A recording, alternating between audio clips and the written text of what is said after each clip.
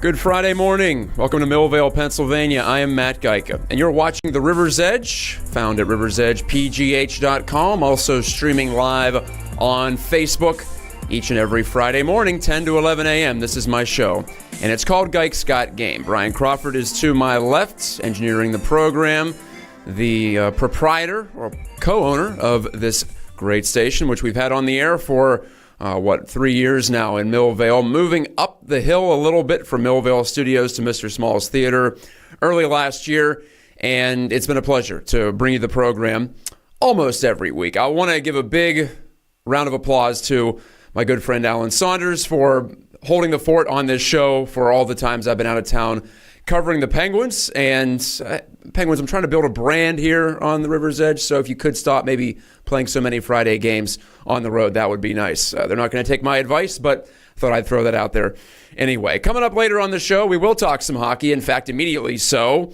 The Penguins are probably back, and I say probably because they've proven me wrong earlier this year. I thought they'd be back earlier than this, but if it took this long, so be it. It looks like they are rounding into that championship form again, at least to my eye, and the numbers say the same thing. Also, Pittsburgh's most hated team.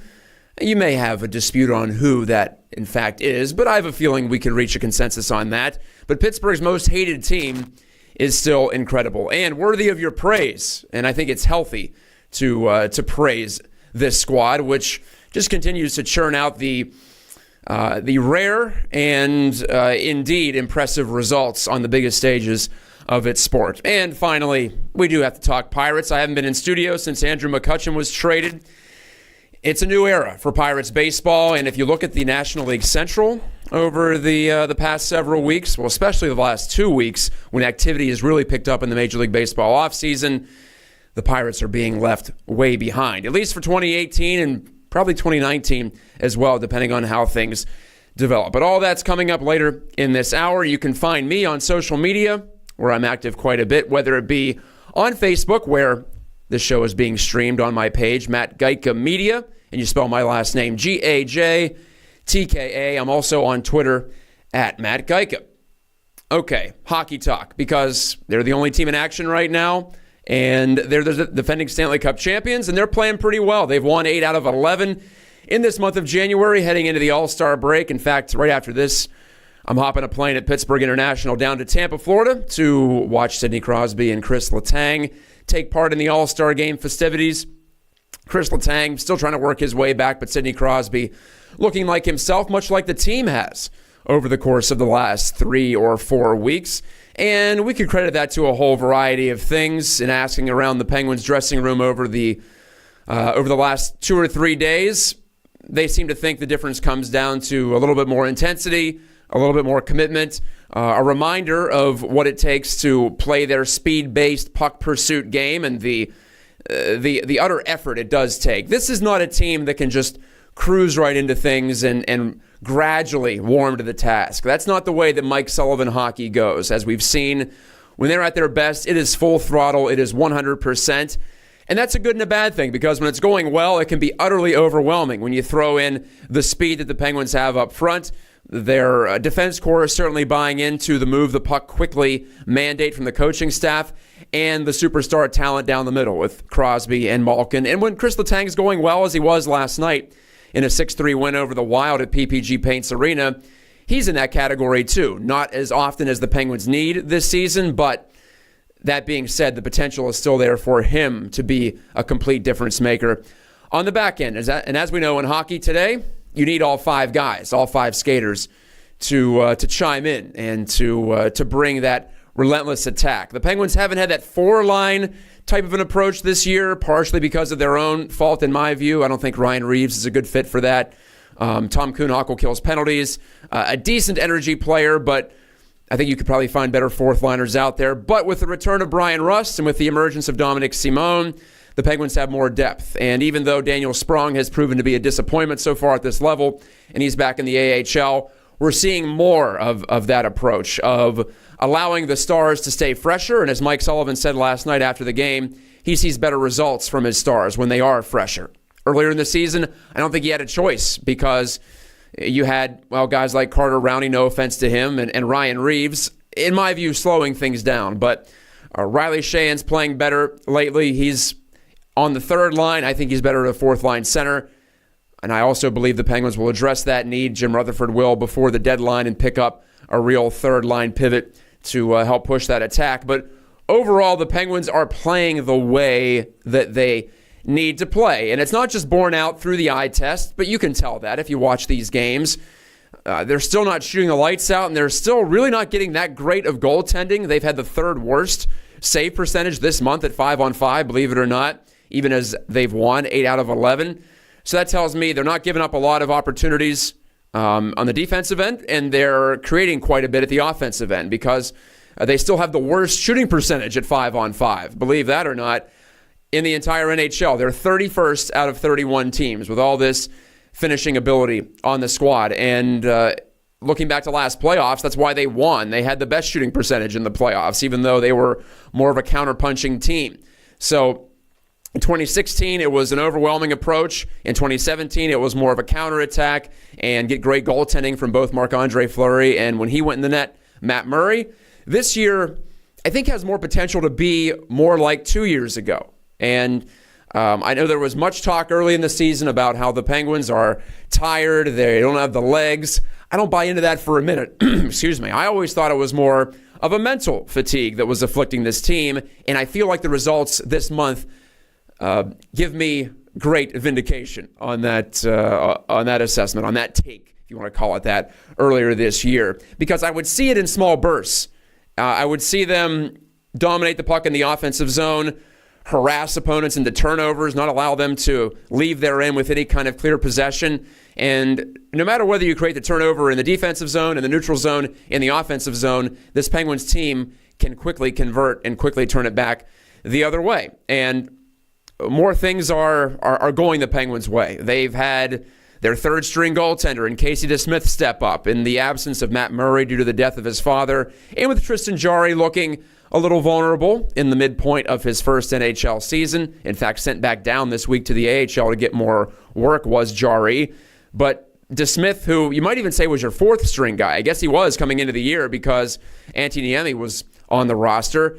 DeSmith has been just fine. I know I put down the goaltending as a group earlier in this segment, but DeSmith has impressed compared to expectations, I would say. And so the Penguins have that. They have Jamie Alexiak, and point to the Penguins hockey operations department for picking him out and saying he could be someone that we need. And he has provided size, physicality, a little extra toughness on the blue line, but also he has surprising skill. And maybe I shouldn't say that. Why do we always assume that the big players are the lumbering players? It's not always the case. I suppose more often than not in the game's history we've seen that. But everyone's skilled, or everyone's more skilled than they used to be in the game. Skill development is such a part of growing up and becoming a true hockey prospect. And Jamie Alexiak was that. He was a first-round pick of the Stars several years back. I got to see him play in junior, and I thought he was eye-popping, then, as a 6'7" defenseman who could skate, who could get up into the play and be that modern defenseman. So Alexiak has worked out in a trade in which the Penguins just gave up Josh Archibald and a couple of draft picks in that exchange with the Coyotes and the Stars. It was all part of one day in which Jim Rutherford made a couple of moves. So the little move has panned out. The third-string, fourth-string goaltender has worked out. But overall, the key players are coming through, and we're seeing symbiosis here with the Penguin Stars playing better, Crosby, Malkin, Kessel, all with 3 points last night. That was a great example of that trend.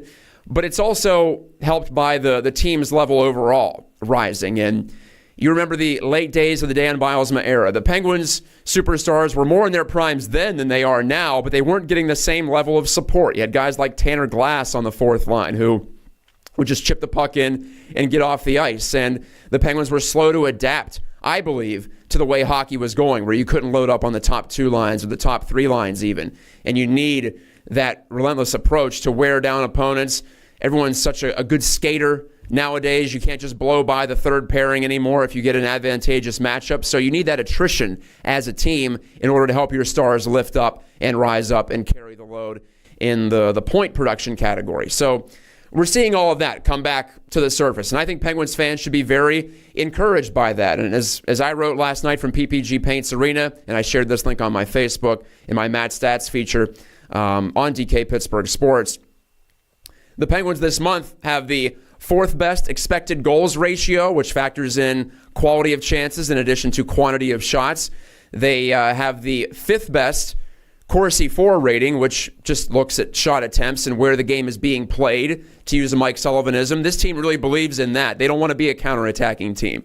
They want to be a team that's in your face in the offensive zone and wears you down that way. So in my mind, the possession metrics, the shot attempt metrics, the Corsis, the Fenwicks, all of those that you hear about if you're into the advanced stats in hockey, those are more important for the Penguins than they are for most teams, I think. Even though we saw last year they are able to defy them, that is not a formula this team should be able to follow consistently or wants to be able to follow consistently. So they've turned it up. You can see it in both on-ice play, in the numbers. It's very encouraging. And there's one other thing, too, that would be encouraging for me if I were you out there, Joe or Jill Penn's fan.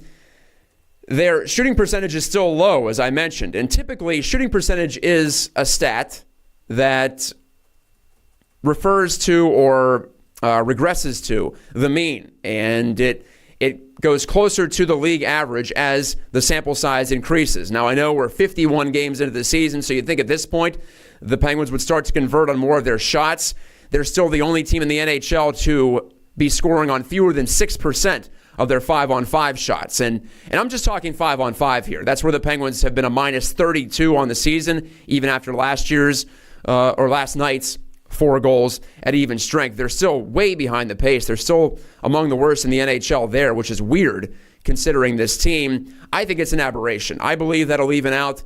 They might not get back to even in 5-on-5 before the end of the season, but I thought all season long they've been playing better than their results in terms of goals for and goals against. So I think that is going to continue to turn as long as they continue to put that good process forward to control the scoring areas, as the expected goals metric indicates they are, as long as they continue to play more in the offensive zone than in the defensive zone, as their Corsi 4 percentage proves that they are this month.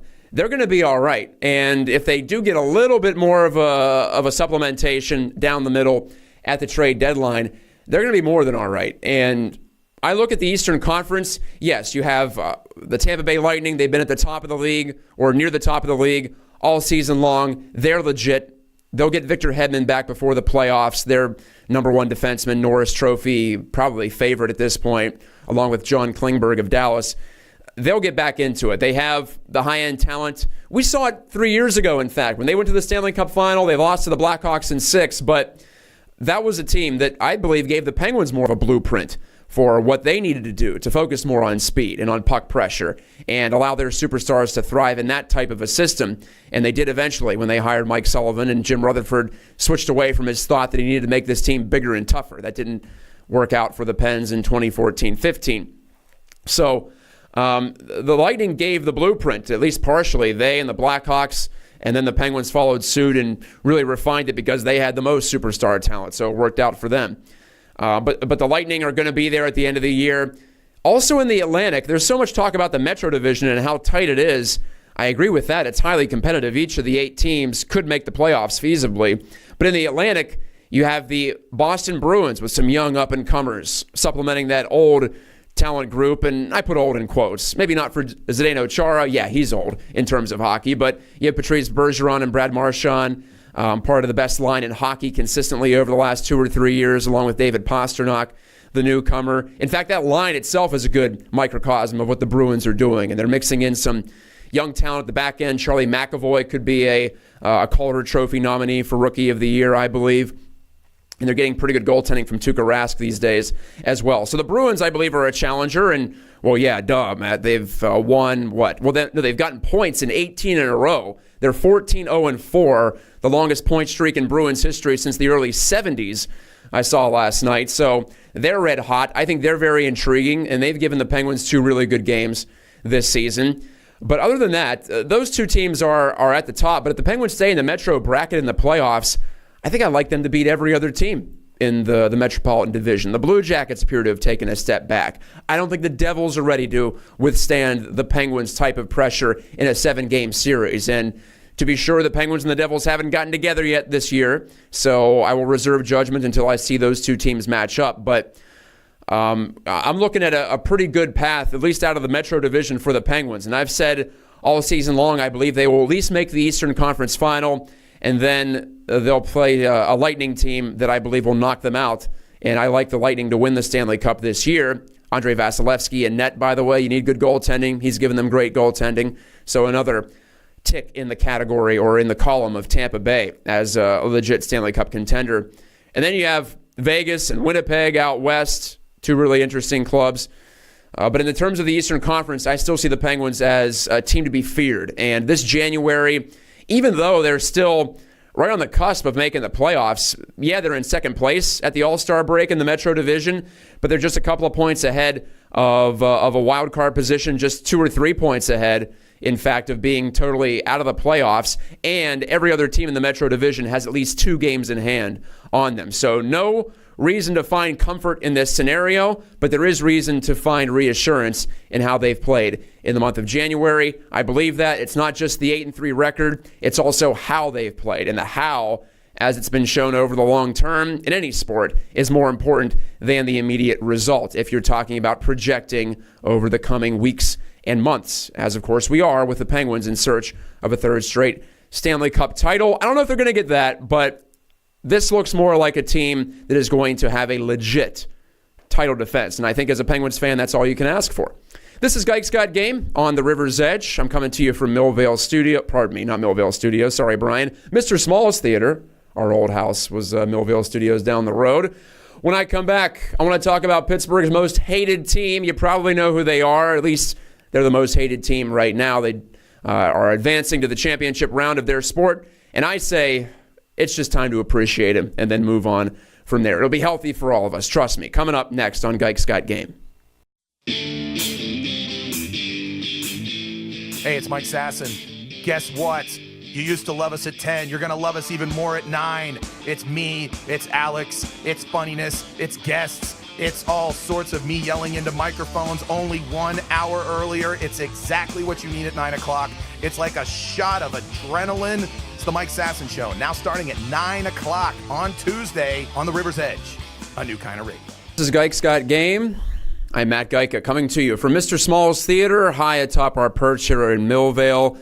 Millvale, a real burgeoning community here. I love the community feel here in Millvale, and that's all part of what we like to do here at the River's Edge, sponsoring local events and keeping people in the borough. Is this a borough, Brian, by the way? It is a borough. Okay. And I did want to talk about a big part of our community Please advocacy. Do. Yes. So Sarah Kramer, who's one of the business owners here at the River's Edge, just got a promotion, kind of. It's definitely a promotion, but it's not with her employment. It's with the Millvale Community Development Corporation, which were the previous owners of Millvale, or the current owners of Millvale Studios, our last home. And they also own the Tazadora building, Dry Log Brewing's building, and they do so much in terms of community advocacy. They are the main sponsor, and we're a subcommittee with the Millvale Music Festival, so that festival wouldn't exist without them. They're responsible for the business association and everything else. So Sarah's gone from an executive member of that organization to the president of the Millvale Community Development Corporation. So Terrific. I did want to congratulate her. Yeah, congrats to Sarah. She's been a critical part of this station since basically day one. So Yeah. She's a big part of helping to raise this community up, and yeah, like I said, that's a huge part of our mission. And Brian, you've been in this community for a while. I mean, you've lived here for 3 years how now. long? Yeah, right. I moved in right before the network launched. It wasn't long before, before the podcast launched. The initial podcast. So what attracted you to Millvale in the first place? One was really, really, really cheap rent. That helps, Yeah, right? my roommate owns the house that I live in. I'm going to be moving actually at the end of the month, but I'm going to be staying in Millvale because I grew to love the town while I was here. But the rent was really cheap. The house was really nice that I was moving into. And honestly, at the time, it was the walking distance to the riverfront park and the river trail. Okay. I'm a huge fan of the river trails in Pittsburgh. It's one of my favorite things to do in the summer and spring. And before I got consumed by the network, I used to spend entire days just walking along the trail.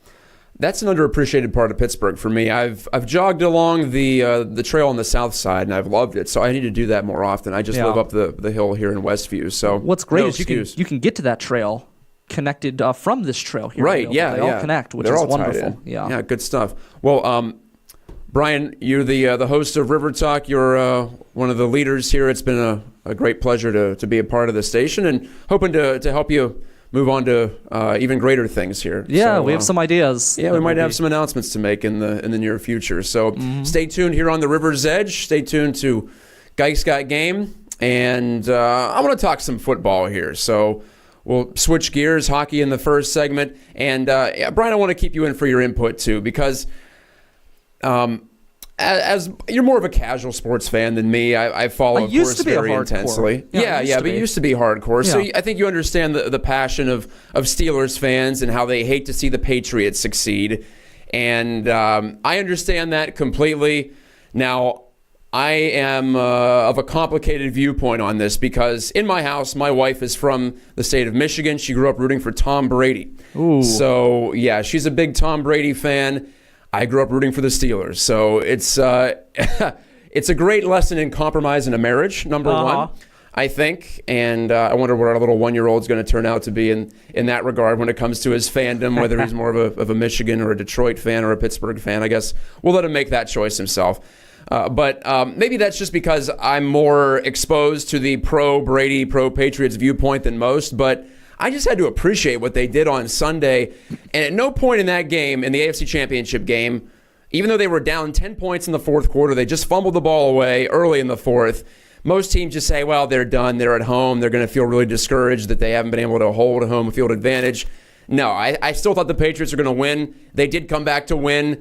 And it was such a ho-hum thing for them. It was a dramatic comeback. I think in the history of all but maybe 3 or 4 other franchises in the NFL, maybe the Steelers, maybe the 49ers, the Cowboys, but for any other team besides the Patriots, that would have been like a top 3 all-time victory. And for the Pats, I think that's like top 10 maybe this decade. So in a sport in which it's really tough to maintain success, and kudos to the Steelers for doing it too over the past decade, but not to the level of the Patriots and not in the postseason, I just got to say, wow, I'm amazed by it. I really am. All I have to say is Mr. Brady is running out of fingers for all of his rings.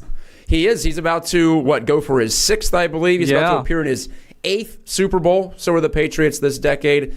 And for a while, it was neck and neck, I thought, even though we've seen the Patriots be so dominant in the regular season. But as of a few years ago, they'd had some postseason disappointments. And I thought, you could make the case that the Steelers are right on level with the Patriots this century because the Steelers had 2 Super Bowls. They'd made it to a couple more AFC Championship games, losing to the Patriots, but neither here nor there. But now there's no dispute they're the team of the century. They might be a team of all time if they go on to beat the Eagles in the Super Bowl. When you look at the Super Bowl era, in the 50-some-odd years, 52 years they've played this game. So I'm done fighting it, Brian. I'm just going to say they're great, good stuff, guys. I appreciate greatness, and that's a part of why I'm a sports fan. Especially in the modern era of the NFL where you have salary caps and things like that. So I think their wins are more impressive because of that. I personally love poking the bear. So I know you do. That's why I brought this up. Yeah, I enjoy the angst in the aggravation. I could sympathize because if it was a hockey situation and the Flyers were anything to look at any year, that would be rough too. Yeah, I would have a very hard time with that. So I would be one of those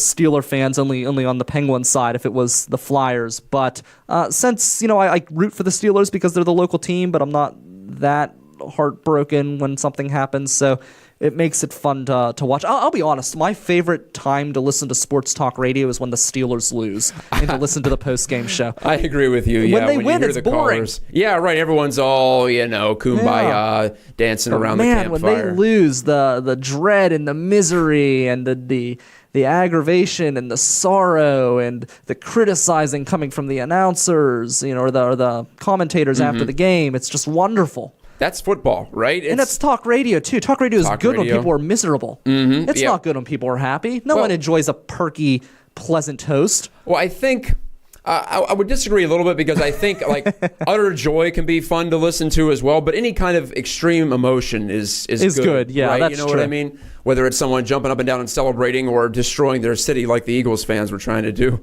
Were they? Oh. Yeah, a little bit. I never understood that. They're why a would you rougher fan base than most. A little more rough. I just never around the understood that edges. concept, though. Oh, I'm so happy I won. Let's destroy the town. I don't know, man. That's really digging deep into human psychology, isn't it? I don't know what to do with bizarre. that. I could see, we don't like your other team. We're going to go destroy your town. But why would you destroy there's a your own concept. town? It's like when you burn your own couch. It's like, well, where are you going to sit now, you asshole? You just burnt your couch. But enough about the Mountaineers. Yeah, I've been down there when they've had a big football victory. That's boy, what a unique tradition. Unique might be the kind way to put it. Yeah. Down in Morgantown. But yeah, you're right. We've seen it in all sports. Canadian hockey teams, Montreal, they tend to go crazy no matter whether it's a big playoff win or a big playoff loss. They're overturning cars. Yeah, I think there's just a certain segment of the population that are anarchists at heart, and they like to take advantage of. Yeah. For the most part, people are spilling out into the streets to celebrate. Then there's the few people who are like, well, let's make something. Yeah, make something I happen. get the people who tie up traffic because you're excited and you want to go out and celebrate Yeah. with other people. I what get it's all that about, kind right? of thing. Yeah, I get, being a little sloppy drunk. I get the guy who gets cited for public urination because he's too drunk to make it to the bathroom. I just don't understand the car flipping. Right. It's a It's totally almost like you're different. punishing yourself. It's It's a different jump to make there, Yeah. isn't it? I don't know if you can explain it. Please leave a comment on our Please. Facebook wall. So I'm lost. That would be nice. But yeah, for some of us, I suppose sports fandom is a little bit more life and death than others. But here I am. As I said, I was raised a Steelers fan. Believe me, I was most devastated by 2 losses in my fan career, if you want to put it that way. It was, number one, the 2004 AFC Championship game, in which the Steelers got blitzed by the Patriots at home. The Steelers had won, I want to say, 14 in a row, 15 in a row at that point. Rookie quarterback Ben Roethlisberger, a great defense, a great running game. Jerome Bettis and Deuce Staley, the two-headed monster there in the backfield. And the Pats just came in and walloped them. Now, some of their spying techniques may have had something to do with that. I've read some accounts of Steelers coaches saying they knew exactly what we were doing in certain situations, and that might have made the difference. And that is the asterisk, isn't it, Brian, by the way, in all this? The deflation of the footballs, I don't think that's been proven to be anything beyond just it got cold in Foxborough and the footballs deflated. But the spying, yeah, that's definitely a question mark. And that's the one fly in the ointment. Yeah, Bill Belichick is unlikable. He's not a very entertaining coach at all. Doesn't bring any charisma to the table. Maybe Tom Brady's too popular and too good looking, too successful for some people to relate to. But you have to appreciate the victories. However, there is that with the whole possible But from my cheating perspective, situation. that makes it so much more entertaining because I like the talk. So I a like the good villain. controversy. Yeah. I like all of that stuff. So to me, even though, as somebody who lives here in Pittsburgh, I don't like it that they win that way. But Yeah. I'll be honest, it makes it so much more entertaining when you're a fan of the media aspect that surrounds the NFL, which is honestly my favorite part. Yeah, I enjoy you've the discussed that. conversations, more than I actually enjoy the game.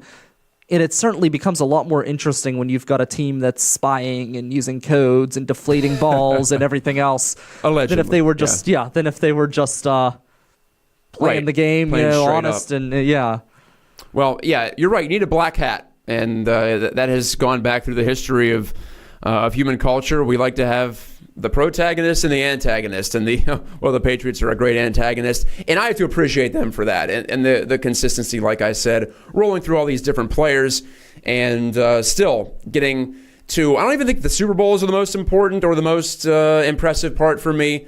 It's just getting there to the championship game 7 years in a row. That's unbelievable. It's more about getting into the position to win, because you're not always going to win those games. Even though I said I had no doubt they were going to win against the Jags the other day on Sunday in the AFC title game, yeah, sometimes you're going to lose. You're going to lose to the Broncos like they did a couple of years back on the road to the Super Bowl. But to get there, to put yourself in position, that's the hardest part for me. And you can never count them out. That's one thing I like about them. They're always in the game, and it's not so the Steelers are always in the game too, to a point. They can be down and they can come back.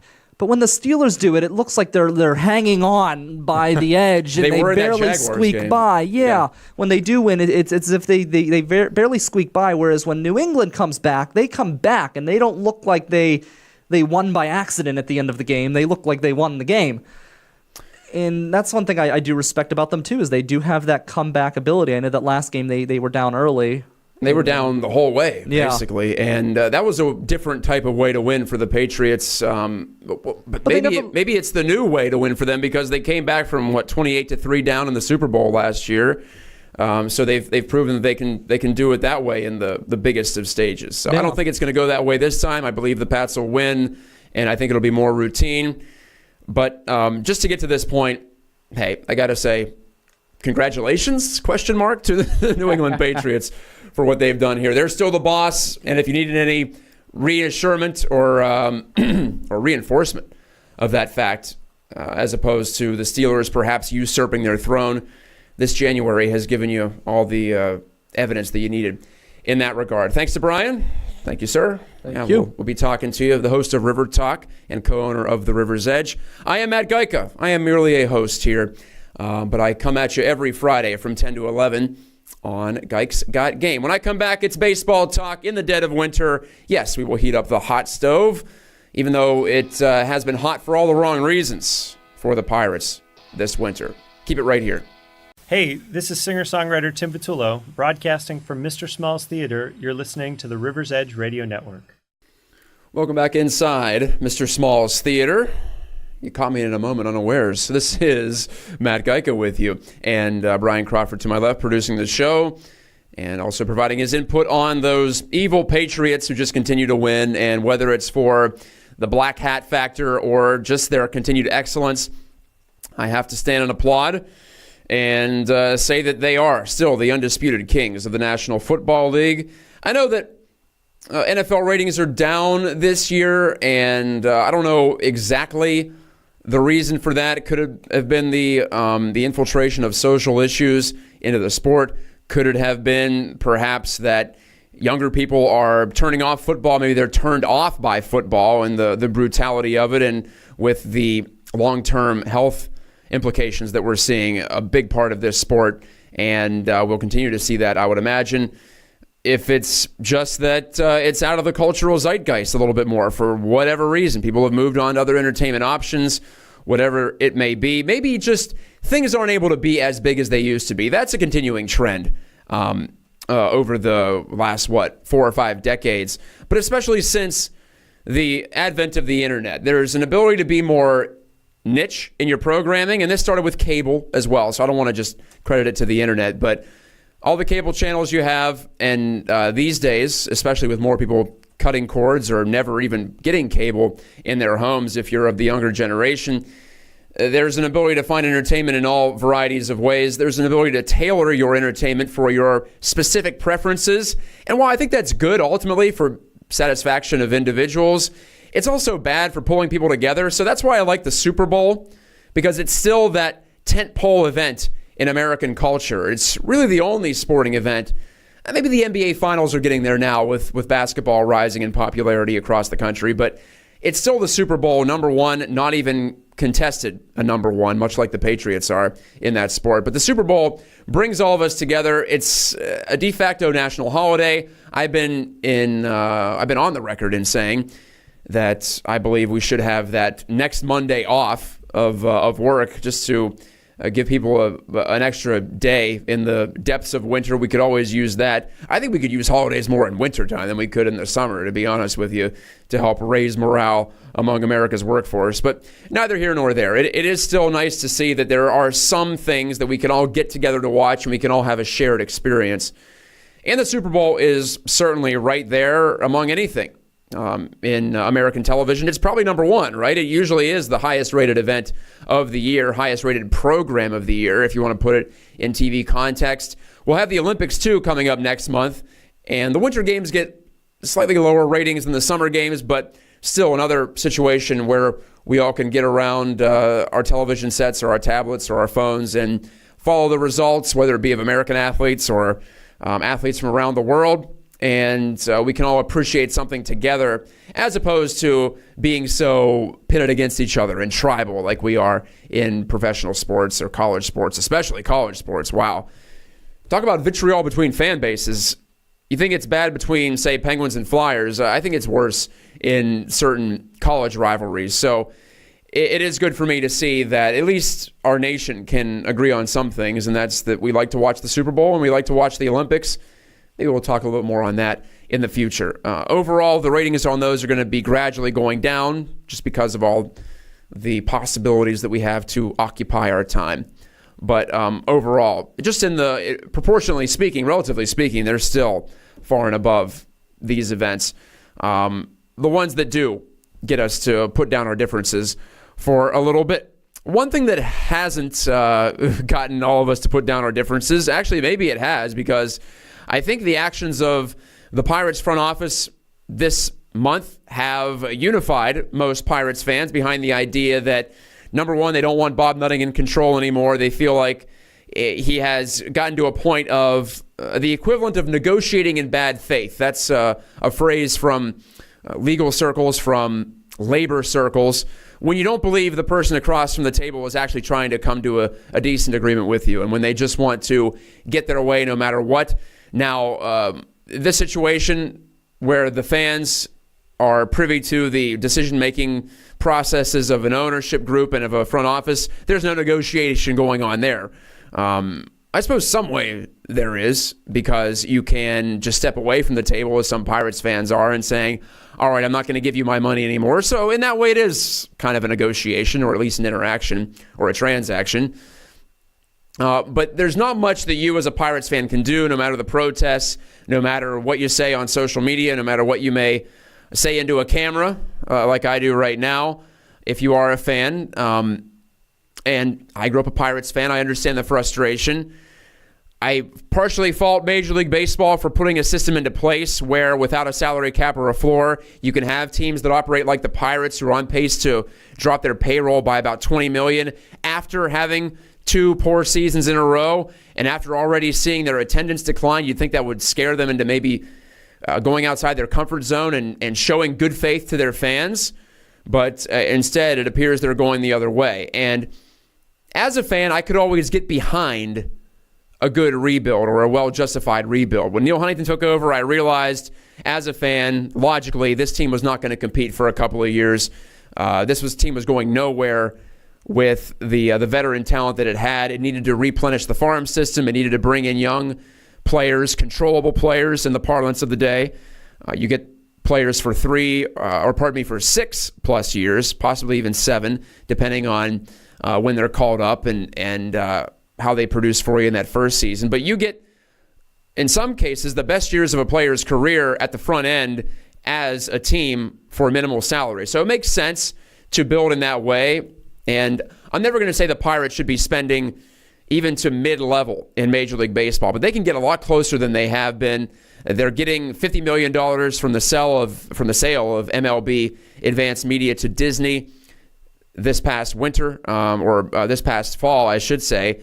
So they're getting that supplementation. They're still getting revenue sharing, and it appears to me that there's an opportunity here in this free agent market to get some high-impact guys for less than you might usually pay. All teams are getting smarter, so to speak, so they're not blowing money on mid-level guys. Yes, the bigger talents, the stars of the game, are still getting paid, but your mid-level players and your low-level players are the ones who are taking the serious haircut in the payroll or in the salary department in Major League Baseball. And I think that's a good thing for the Pirates. They should be able to find some bargains here. And I know they're not done with the offseason. There's still several weeks to go before the season starts, but there's only 3 weeks to go before spring training down in Bradenton. And we're looking at a team that is diminished, to put it frankly, from last year's squad that won, 78 games? I can't even recall how many they did. It's all becoming a blur anyway. But they dropped Garrett Cole, okay, I can understand trying to flip him, maybe thinking he's not going to pan out as a top pitcher and trying to convert him into younger players you can dream on. I see that. The McCutchen deal, though, that's more of a deal made by a team that is seriously rebuilding, because you could argue you hang on to McCutchen for at least a half season, maybe flip him at the deadline, and you'll probably get just as much as you got in the offseason. The time to trade McCutchen was last year if they really wanted to pull the Moneyball move, to pull the Billy Bean move and rebuild on the fly, or at least try to, and deal from more of a position of strength. But my continued gripe about this front office and this ownership group is they try to be in between. Yeah, we're trying to win this year, but we're kind of trying to win down the line. I'm not sure if that works. And I think the last 2 years have shown that if you don't have the money to throw into a team for year after year, then your margin of error is small. And I know last year was a weird year for the Pirates. I will concede that. I'm not going all the way in and saying that they were stupid to just let last year's team die on the vine, because they had Starling Marte get suspended for 80 games. They had Jung Ho Gung go AWOL because of his drunk driving in his native South Korea. Who knows if he ever comes back? That was a huge blow for the Pirates, and I've discussed that on this show in the past.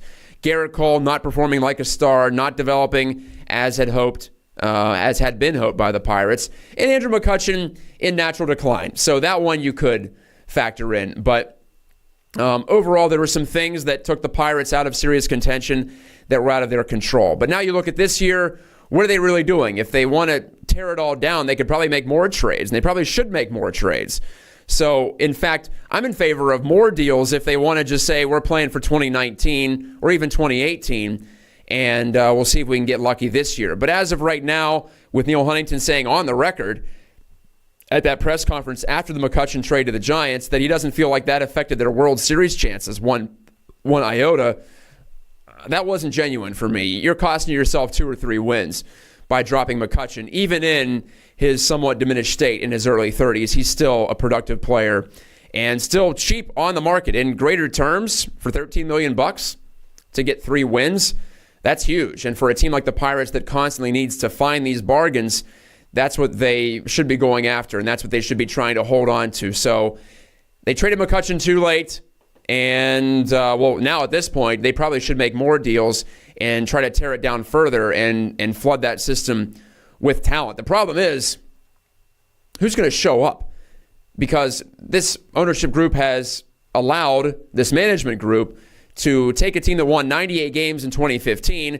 Did they overperform? Yes, but they were still a pretty darn good team. And allow that to degrade to the point where now we're talking about should they tear it all down or not. That shouldn't be where this team was. Some of that's on the players. Some of that's on Marte and Polanco and Cervelli for not staying healthy, for McCutchen for slumping, for Cole for not developing. But also part of that goes on planning, and it goes on ownership for not saying that we can perhaps give you some help here. We can allow you to go into the free agent market and retain a J. Happ like they couldn't in the offseason of 2015-16. If J. Happ was on the Pirates in 2016, and from what he got from the Blue Jays, that was a reasonable spend in my mind for a middle-of-the-road starting pitcher. If he was with the Pirates in 2016, if the Pirates just went outside their comfort zone for 1 year to see how it goes, then maybe they could trade some players off if it didn't work. But just 1 year to see how that went, to show some good faith to their fans, to stretch beyond what they want to do just for 1 year. That 2016 team had a really good offense. They were only a couple of games out of the wild card at the trade deadline. They could have been something. They could have gotten in, and who knows what they could have done when they get to the tournament. We've seen that with the Giants over the years. All you got to do is get in. And in the 2 wild card era, all you got to do is be a top 5 team in your league, a top 3rd team in your league, if you want to put it in that context. Out of 15 teams in the National League, you just have to be 5th to be a World Series contender. That's how it goes. The playoffs are random for the most part. Well, random's not the right word, but they are more subject to chance than the regular season. Like I was saying with the Patriots, the tough part is getting there, and the Pirates could have gotten there in 2016.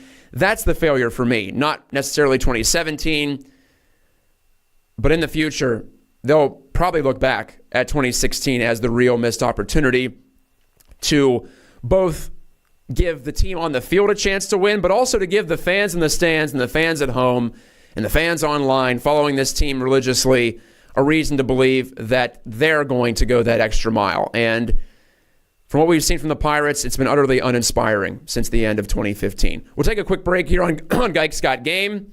And when I come back, wrap up the show for another week. You are listening to and watching The River's Edge. Brian Crawford letting you know that Kevin Slogic, my State Farm agent in Allison Park, is here to help life go right and reminds you that you're listening to the River's Edge Radio Network. Back to wrap up Gike's Got Game from Mr. Small's Theater in Millvale. I am Matt Geica. You are listening to or watching, don't want to discriminate, River's Edge at riversedgepgh.com. The River's Edge, pardon me, even though the web address is just River's Edge without the definite article. Well, if I'm going to be a language nerd, I might as well kill another cliche, right, before I sign off for another week. This one is one of those bigger concept cliches, not necessarily a given grouping of words, but I'm going to stick with the Pirates management and Neil Huntington. He keeps trotting out this phrase that the Pirates of 2013 and 14 and 15 weren't expected to contend, and then in 2016 and 2017, they were. If you're talking about strictly the PECOTA projection system from Baseball Prospectus, yes, he is right. The 2016 Pirates had the highest win expectancy of that group of teams. I think it was 83 wins, which isn't any great shakes, but yes, the Pirates outperformed their projections, their expectations in the analytics community in 13, 14, and 15.